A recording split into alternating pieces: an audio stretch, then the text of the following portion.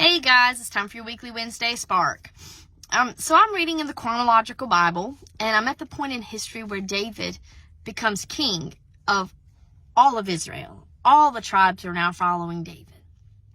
And so what is so fascinating, what just intrigues me about this, and I know it's something simple and we're all like, yeah, we know he was King David. He was the greatest king ever.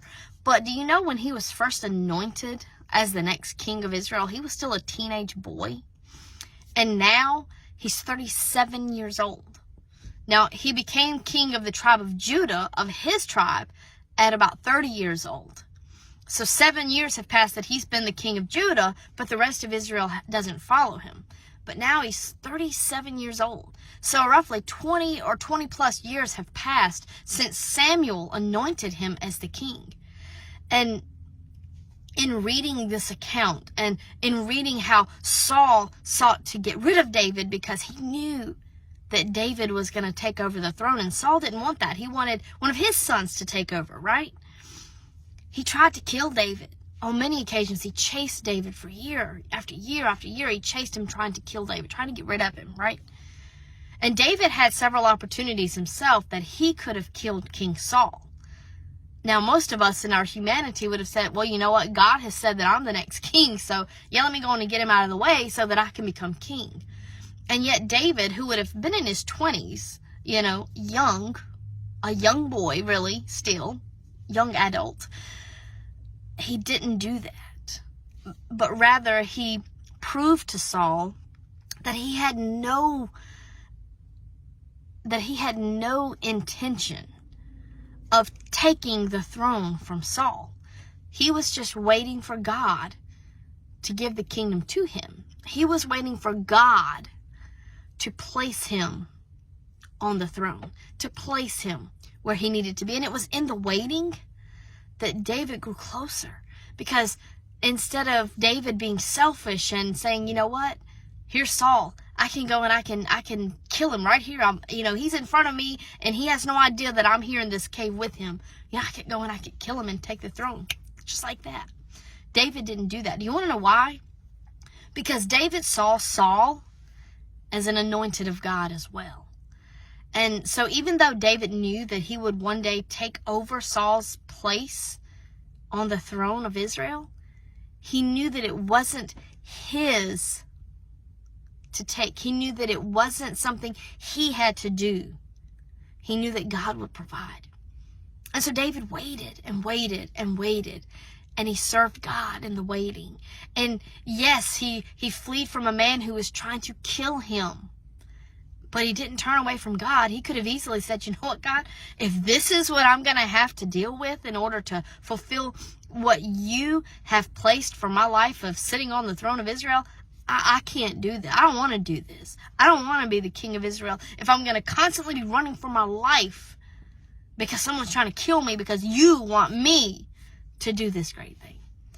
Ladies, we all have something that God has placed in our lives for us. A call, a purpose that we are meant to live out. And he may be molding you right now. You may know what it is that God wants you to do. And you may be ready to jump, but really not. He may know that it's not quite time yet. And he may have you in a waiting period. And the waiting is the hardest part. Finding out what God wants us to do with our life can be difficult. But the closer that you get to that you grow to God, the closer your relationship is, the more that you hear him, the clearer that his voice is. It's not that hard to find out what he wants. But it's waiting for him to move that can be hard. You see, because we want to move right away. I know God wants me to do this, so I need to go. I need to do it. I need to go now. And it may be that it's not quite time yet. You may have to wait for 2 months. You may have to wait for 2 years. You may have to wait for 20 years for God to finally open the door. So what do we do for those 2 months, those 2 years, those 20 years? What do we do? It's in those moments that we grow closer to God and that we allow God to mold us and make us who He needs us to be to fulfill that purpose. Because you see, if we jump before we're ready, before He has molded us and made our hearts what they need to be, before He has given us the knowledge, the talent, the gifts that He needs to give us to fulfill that purpose, we're going to be like Sarah. We're going to fall on our face. We're going to ignite a string of events that who knows how long they could last in the future, that are not what God intended. So ladies, it's in the waiting that we grow closer. So if you're in a waiting period, just lean on God.